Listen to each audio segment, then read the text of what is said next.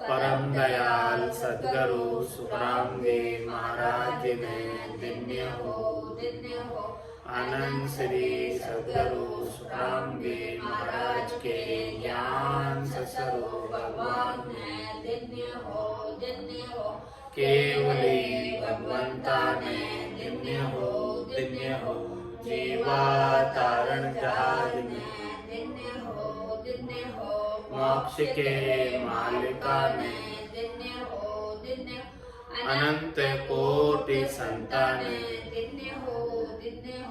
राम सभा में राम राम शरणों सतगुरु दयाल को मुख हृदय हरि नाम नित पथ संगत साधु के आजीवन मुक्त सुख राम अणबे पद पर काश के दायक सतगुरु राम अनंत कोटि जन सहाय की ताय करूं प्रणाम सतगुरु को एको सबद मन कोई लेवे मान तो सहज होते हैं संत दास मुश्किल सुआसान भक्ति भक्त भगवंत गुरु चतुर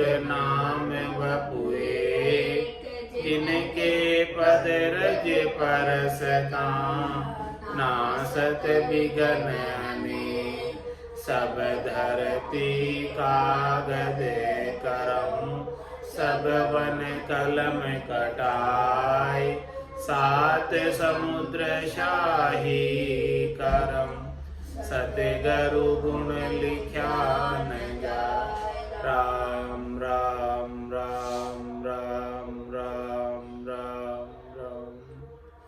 आप सभी के अंदर विराजमान परमात्मा के पावन चरणों में प्रणाम। राम राम। आनंद श्री सदगुरु सुखराम जी महाराज की 90वां मूल ज्ञान का ग्रंथ आरंभ हो रहा है। महाराज मूल ज्ञान की बात बता रहे हैं, खास ज्ञान, मूल ज्ञान, निज ज्ञान, जिससे इस आत्मा का कल्याण हो जाए, परम पद की प्राप्ति हो जाए, ऐसा ज्ञान बख्शिश कर रहे हैं। ये मूल ज्ञान का ग्रंथ शिष्य प्रश्न करता है और सदगुरु उत्तर देते हैं। तो प्रश्न और उत्तर के माध्यम से सारा ज्ञान बता रहे महाराज अपने को। कहो जी जीव परालब्ध कैसे तिथि बधी सोई बात बतावो आव की मेरे बंदे दम मोमन तन को छाड़ किसी विधि जावे शुभ होय अशुभ अनेको कन धनी तुझे कौन कहावे सोच विचारे कहे सुख देव जी ज्ञानी हुए सोही भेव बतावे। कहो जी जीव प्रारब्ध कैसे तिथि बधी सोई बात बताओ। इस जीव का प्रारब्ध, इस जीव को जो शुभ अशुभ का व्यवहार प्राप्त होता है, इस जीव को जो सुख संपत्ति प्राप्त होती है, इस जीव को जो सुख दुख प्राप्त होता है,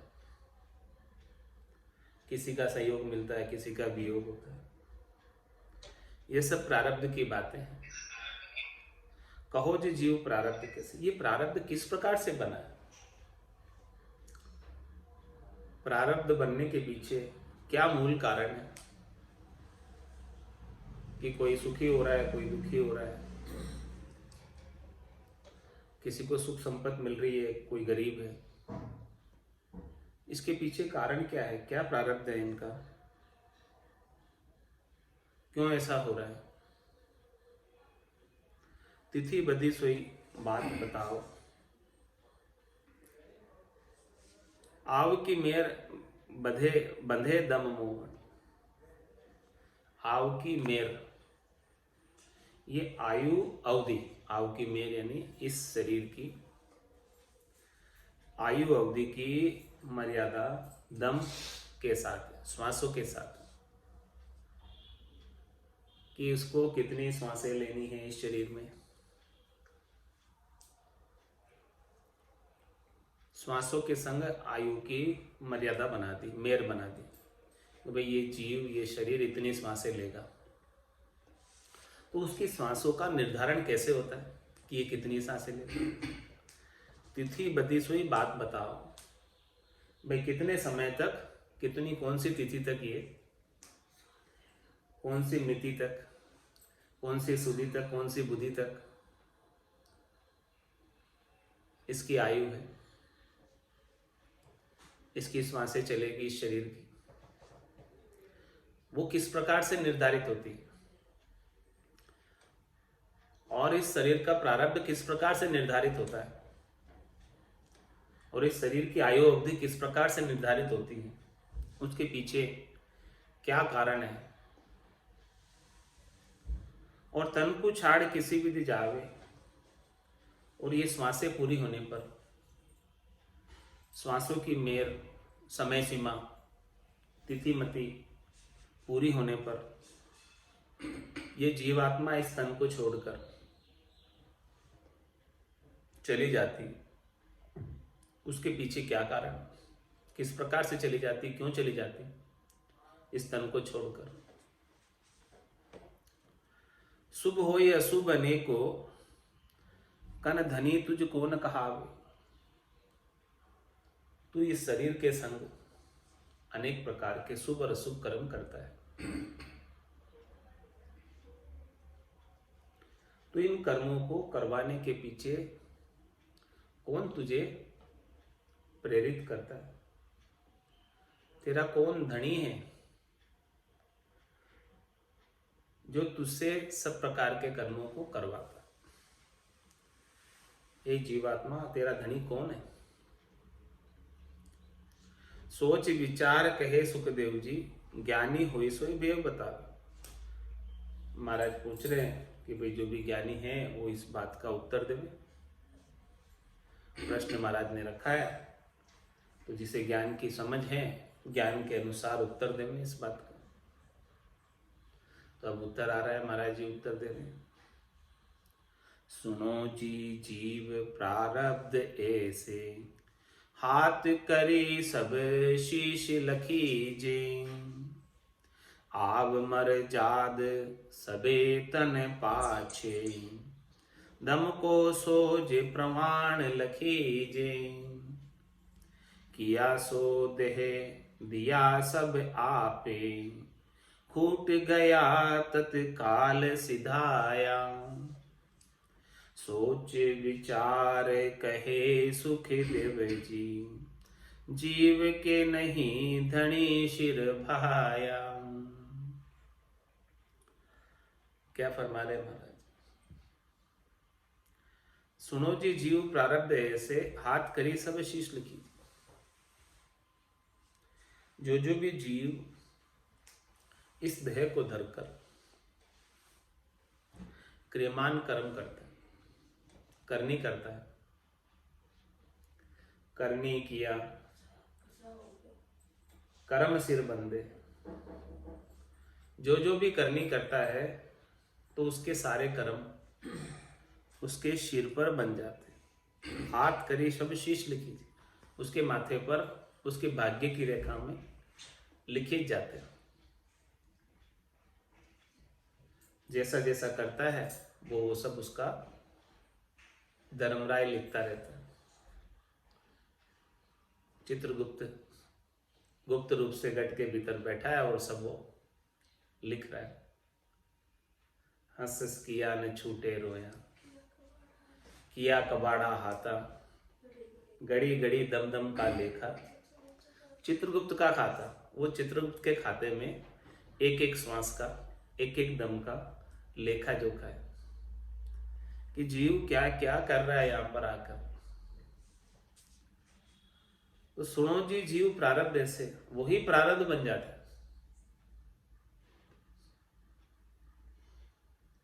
हाथ करी सब शीश लिखी जी,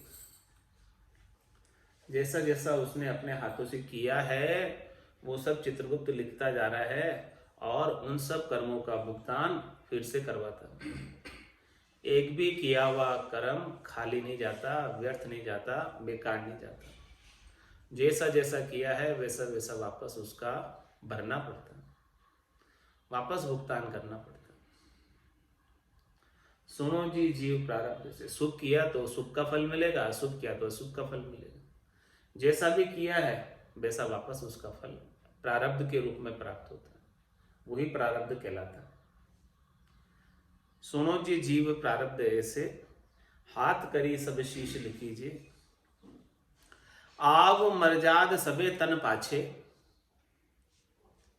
दम को सोज प्रमाण लखीजिए। दम कहते हैं श्वासों, इन श्वासों को सोच कर उसकी कितनी सांसें लेनी है इस शरीर को, उस शरीर के अनुसार उसकी सांसें निर्धारित कर दी जाती है कि इसको इस शरीर के अंदर भेजा जा रहा है और उसको इस शरीर में इतनी सांसें लेनी है। आव मर्जाद सबे तन पाछे, आयु की, इस शरीर की आयु श्वासों के आधार पर निर्धारित करते हैं कि ये शरीर कितनी श्वासें लेगा। गिनकर मेली, गिन मेली गिन ले उसी, गटबद लेवे नाई। गिनकर रखिए और गिनकर वापस लेंगे, इसमें कोई गटबद नहीं होने वाली। तो आव मर्जाद सबे तन पाछे, दम को सोच प्रमाण लिखीजिए। श्वासों के आधार पर उसकी तन की आयु है। यदि श्वास नहीं आवे, श्वास निकल गई बाहर और फिर वापस आवे नहीं, तो वो तन किस काम का। जब तक श्वास आ रही है इसके भीतर तभी तक ये तन काम का है। जैसे इसमें से श्वास निकली और फिर ले पाने में समर्थ नहीं होता है तन, तो वो तन किसी काम का नहीं रह जाता। फिर उस तन को छोड़कर वो आत्मा चली जाती। तो आव मर्जाद सबे तन पाछे, दम को सोच प्रमाण। दम कहते श्वास को, श्वास आती है तब तक ये तन रहता है, श्वास नहीं आती है तो ये तन नहीं रहता। तो श्वासों के आधार से है ये तन। तन ये जिंदा है तो श्वासों के आधार से जिंदा है। श्वास से ले नहीं पाए तो ये तन मृत हो जाता है, किसी काम का नहीं रहता। किया सो देह दिया सब आपे, फूट गया तत्काल सिधा आया। किया सो देह दिया सब आपे, जैसा जैसा किया इस देह से वैसा वैसा सब स्वयं ही उसको मिल गया, वो प्रारब्ध हो गया उसको। किया सो देह दिया सब आपे, और जो कुछ भी अपने आपका प्रारब्ध आपको मिला है वो सब आपका ही किया। आपकी चिट्ठी लिखी हुई थी वो आपको फिर से मिल गई। नहीं कोई किसी को दुख दे रहा है, नहीं कोई किसी को सुख दे रहा है। सुख और दुख देते हुए जो प्रतीत हो रहे हैं वो सब अपनी अपनी चिट्ठी के अनुसार, स्वयं की चिट्ठी के अनुसार स्वयं को प्राप्त हो रहे हैं। स्वयं जैसी जैसी चिट्ठी लिखी है वैसा वैसा उसको मिल रहा है। इसके पीछे किसी का दोष नहीं है कि ये मुझे दुख दे रहा है, कि ये मुझे सुख दे रहा है। न तो कोई किसी को दुख देता है और नहीं कोई किसी को सुख देता है। भोले लखन मधुर मृदु बानी, ज्ञान विराग भगति रस सानी। काहुन कोहू सुख दुख कर दाता, निज कृत कर्म भोग सब भ्राता। धरणी धाम धनुपुर परिवारु, स्वर्ग नरक जहाँ लग व्यवहारु। देखिए सुनिए गुनिए मन माही, मोह मूले परमारथ नाही। अयोध्या कांड में बोल रहे हैं लक्ष्मण जी निषाद राज से कि बोले लखन मधुल मधुबानी ज्ञान विराग भक्ति रसानी। ज्ञान से वैराग्य से भक्ति रस से सनी हुई मीठी वाणी का उद्बोधन उच्चारण कर रहे हैं। क्या कह रहे हैं कि काहू न कोहू सुख दुख कर दाता। न तो कोई किसी को सुख देता है और न ही कोई किसी को दुख देता है, जबकि सुख देते हुए और दुख देते हुए प्रतीत होते हैं, लेकिन वास्तव में न तो वो आपको दुख दे रहे हैं और न ही वो आपको सुख दे रहे हैं। वो तो आपके ही कर्मों का किए हुए फल का भुगतान करा रहे हैं। वो निमित्त बनकर आए आपके कर्म को उतारने के लिए। आपके ऋण बदले थे, उन ऋण बदलों को चुकाने के लिए वो निमित्त बन के आए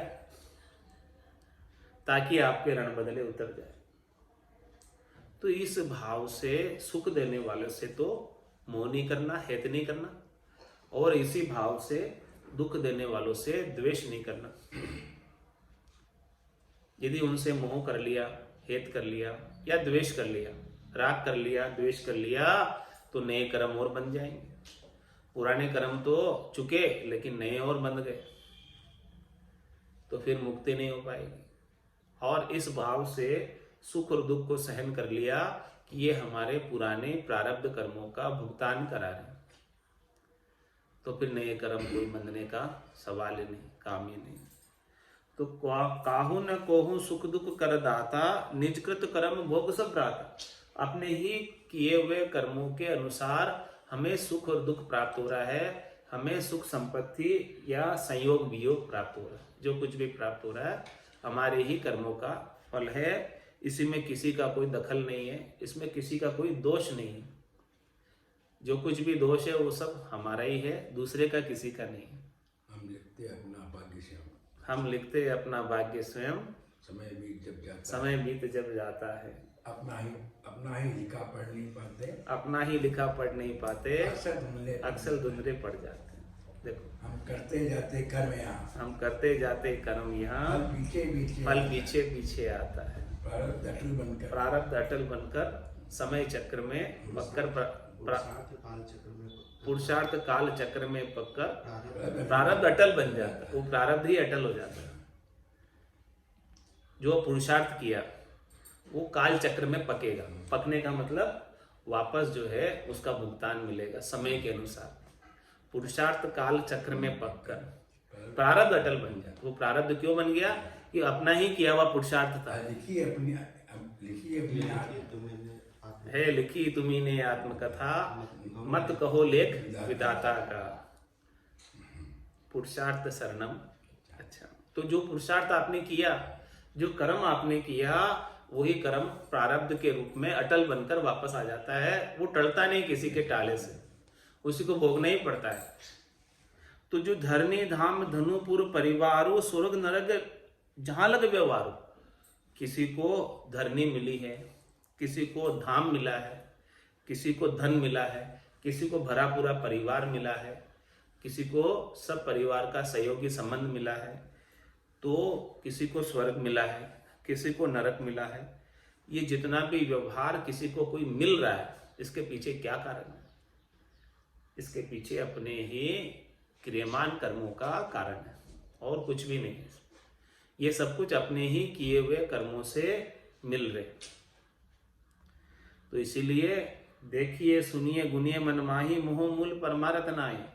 तो ये सब देखकर, ये सब सुनकर कि ये मुझे दुख पहुंचा रहा, ये मुझे सुख पहुंचा रहा, और मन में भी ऐसा रोष मत करना किसी के प्रति, मन में भी ऐसा द्वेष मत पालना।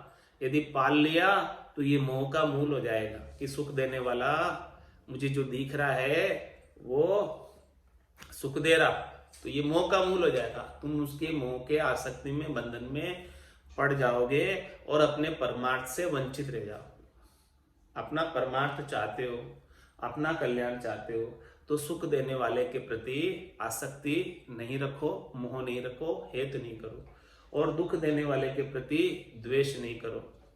तभी जाके आपका परमार्थ हो सकता है, कल्याण हो सकता है। इसके बिना तो जो देख रहा है, जो दिख रहा है, जो सुन रहे हैं, जो मन के अंदर भी सोच रहे हैं, वो कुछ भी सही नहीं है। वो सब कुछ झूठा है। वो प्रतीति मात्र है, केवल दिखता मात्र है कि ये दुख देने वाला है या ये सुख देने वाला है, ऐसे खाली प्रतीत होता। लेकिन वास्तव में तो वो आपके ही कर्मों का भुगतान कराने के लिए यहाँ आया है।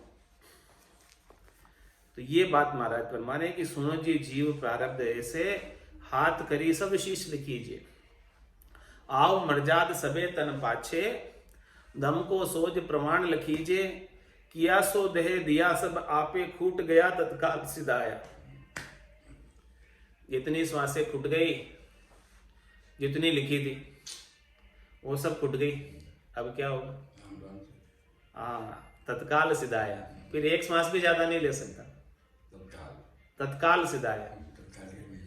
हाँ, तत्काल सिधाया। तत्काल जाना पड़ता है छोड़कर, एक श्वास भी ज्यादा नहीं ले सकता है। उसका मुंह का कोर मुंह में रह जाता है और उसको जाना पड़ता है। श्वासें जितनी लिखी है उतनी ही श्वासें वो ले पाता है, इससे ज्यादा नहीं ले पाता है। तो किया सो देह दिया सब आपे, फूट गया तत्काल सिधाया। उस देह के लिए जितनी श्वासें अलॉट हुई थी उतनी श्वासें लेकर उस जीव को जाना पड़ता है, छोड़कर जाना पड़ता है। उससे ज्यादा उस देह में वो रह नहीं सकता। सोच विचार कहे सुखदेव जी, जीव के नहीं धनी सिर भाया। महाराज में जीव के सिर पर कोई धनी नहीं है। ये जीव स्वयं ही क्रियमान कर्मों के वशीभूत होकर सुख दुख भोगता है। कोई विधाता इसके लेख लिखने वाले नहीं है। ये स्वयं ही अपना लेख लिखता है। मत कहो लेख विधाता का। ये धनी का लिखा हुआ लेख नहीं कि उसको किसी को सुख मिल रहा है, किसी को दुख मिल रहा है। धनी तो सबके ऊपर समान रूप से कृपा करता है, विधाता तो सबके ऊपर समान रूप से कृपा करता है, लेकिन अपने अपने किए का फल सब भोग रहे हैं। तो उसको विधाता का लेख मत कहो, ये तो तुम्हारे ही किए हुए कर्मों का फल है। तो जीव के नहीं धनी सिर भाया। ये सिर के ऊपर कोई धनी नहीं है कि जो उसे बाध्य कर रहा है कि तू ये कर्म कर। जीव इस मनुष्य जन्म में स्वतंत्र है कर्म करने के लिए। ये मनुष्य जन्म ही ऐसा जन्म है जिसमें जीव कर्म करने के लिए स्वतंत्र है, कोई बाध्यता नहीं है उसको। जैसा चाहे वैसा कर्म कर सकता है। यहाँ आकर सुख कर्म कर स्वर्गा जावे, अशुभ किया 84, कह सुखराम भक्ति कर केवल, परम धाम जन जासी। जैसा जैसा करेगा वैसा वैसा भरेगा। सुख कर्म करेगा तो देवताओं के ऊंचे लोग प्राप्त हो जाएंगे, स्वर्ग के सुख मिल जाएंगे। और खोटे कर्म करेगा, निष्ठ कर्म करेगा तो नरकों में जाना पड़ेगा, 84 लाख जीवाजून में जाना पड़ेगा, पशुओं की योनि में जाना पड़ेगा, जहां सब पापों का भुगतान प्राप्त करेगा। और इन दोनों से अलग केवल्य की भक्ति करेगा तो केवल्य पद आनंद पद में जाएगा। तो इस प्रकार से महाराज फरमा रहे हैं कि पाप पुण्य दोन्यासु न्यारा, भरम करम दोन्यासु न्यारा, जहां सु रहो लिवलाई, कह सुखराम राम बिन जग में सभी कर्म उपाय। एक राम जी के बिना इस संसार के अंदर सारे ही कर्मों को उपाने के उपाय है। सबसे क्रियमान कर्म बनते हैं। करनी किया कशा वो काया, सब फलदायक दीना, कह सुखराम राम बिन रटिया, फिर 84 दीना। जब तक राम जी के नाम का सुमरण नहीं करोगे तो फिर से 84 माना पड़ेगा। कह सुखराम शरण हर तेरी, ऐसी मोए बताई, भजन किया सु करम कटेला, और कटे पलक के माई। मनुष्य जन्म अनमोल रे, मिट्टी में ना रोल रे। मनुष्य जन्म अनमोल रे, मिट्टी में ना रोल रे। अब तो मिला है फिर न मिलेगा, कभी नहीं कभी नहीं कभी नहीं रे। अब तो मिला है फिर न मिलेगा, कभी नहीं कभी नहीं कभी नहीं रे। तू सत्संग में जाया कर, गीत प्रभु के गाया कर, तू सत्संग में जाया कर, गीत प्रभु के गाया कर। शाम सवेरे बैठ के बंदे उसका ध्यान लगाया कर, शाम सवेरे बैठ के बंदे उसका ध्यान लगाया कर। नहीं लगता कछु मोल रे, मिट्टी में ना रोल रे, नहीं लगता कछु मोल रे, मिट्टी में ना रोल रे। अब तो मिला है फिर न मिलेगा, कभी नहीं कभी नहीं कभी नहीं रे।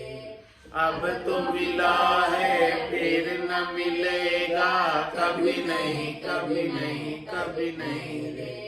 तू है बुलबुला पानी का, मत कर जोर जवानी का, तू है बुलबुला पानी का, मत कर जोर जवानी का।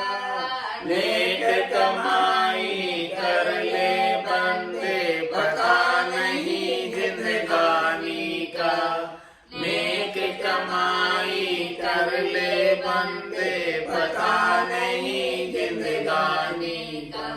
सबसे मीठा बोल रे, मिट्टी में ना रोल रे, सबसे मीठा बोल रे, मिट्टी में ना रोल रे। अब तो मिला है फिर न मिलेगा, कभी नहीं कभी नहीं कभी नहीं रे।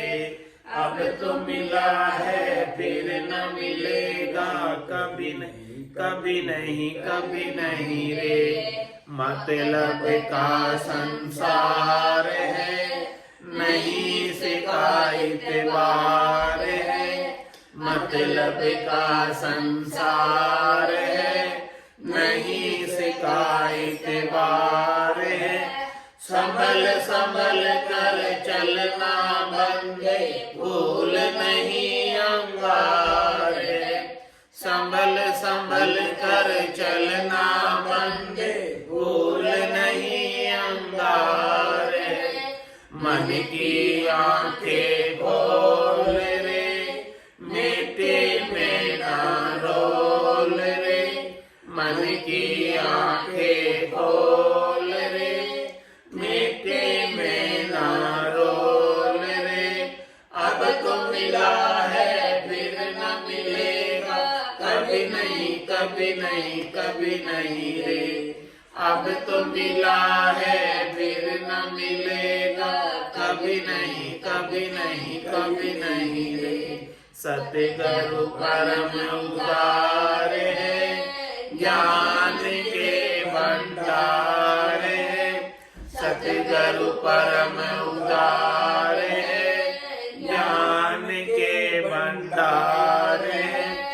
जो कोई उनके शरण में जावे, उसका बेड़ा पार है, जो कोई उनके शरण में जावे, उसका बेड़ा पार है।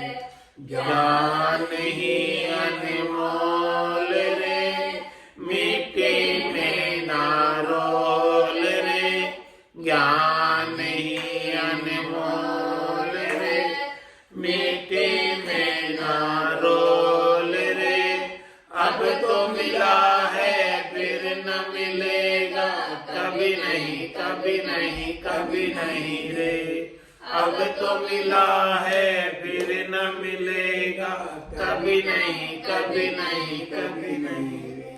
बोलो राम सतगुरु देव जी महाराज ने धन्य हो परम दयाल सतगुरु सुखराम जी महाराज ने धन्य हो अनंत श्री सतगुरु सुखराम जी महाराज के ज्ञान ससुरु भगवान ने धन्य हो केवली भगवंता ने धन्य हो जीवा तारण जहाज में धन्य हो मोक्ष के मालका ने धन्य हो अनंत कोटि संताने धन्य हो राम सभा में राम राम राम राम सा राम राम सा राम सा